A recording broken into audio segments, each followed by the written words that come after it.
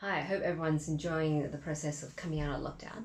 I thought I'd do 3 ways that data analytics can help a business cut costs and save some money as they return back to work. Starting with the least important, number 3 would be automation.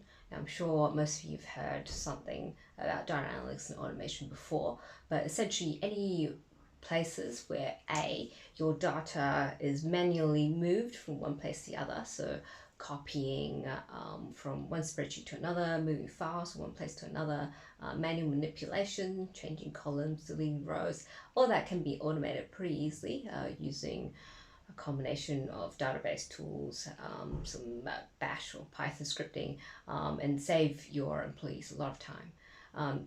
B is any area where there's what I call low-level human decisions, and that there's data and a human is currently making a decision that is relatively small and fairly unsubjective, and that process is repeated again and again and again. So, for example, whether it is reading a form and looking at the contents of that form and then parsing it or accepting or rejecting based on the contents of that form, making decisions around scheduling, making decisions around accepting or rejecting, so bookings and things like that.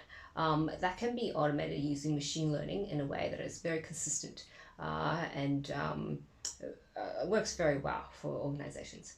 The second way that organizations can save money using data analytics is any area where you would have traditionally an internal team or a team of consultants come in and do a cost review. That can be supercharged using data analytics. So you still have people, but the process is much more efficient. And what I mean by that is that at the beginning stages of review, there's usually an information gathering exercise. So I would take the example of reviewing a customer onboarding process to see whether or not there's sort of churn points where a customer gets frustrated or gets stuck in the queue for a long time. So because organizations, the way we do work is, well, 100% digital these days, all that data about the customer experience is actually in computer logs somewhere within the organization. So instead of a manual data gathering process, which could take a long time if, say, you have 50 different products with different onboarding processes, you can sort of just look in the computer logs throughout all your thousands, millions of customers and actually look at where they drop off with actual numbers behind the drop off. And then you can get your consultants and internal experts to go in and manually troubleshoot those points very, very quickly and just focus on the areas that matter versus gathering data on processes that may or may not currently be broken.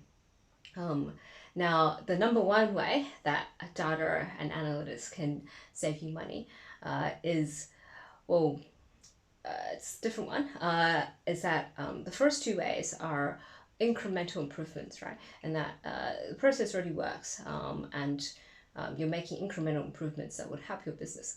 But in a time like this, the business is making a lot of decisions or thinking about whether or not they should act on changes in the market that could be very costly decisions or high risk, could be high risk, high reward decisions. And if the business makes those decisions on incorrect data or wrongly interpreted data, that could really have repercussions down the track. So I would say the number one benefit of data analytics is that it can give you precision and added certainty in times of uncertainty. And if you start going down the wrong path, which is perfectly normal, or the environment changes, the power of data is that you would know that via the data you already have very, very quickly and be able to change course very rapidly. So I would say that's the number one way that data analytics can save your organization money.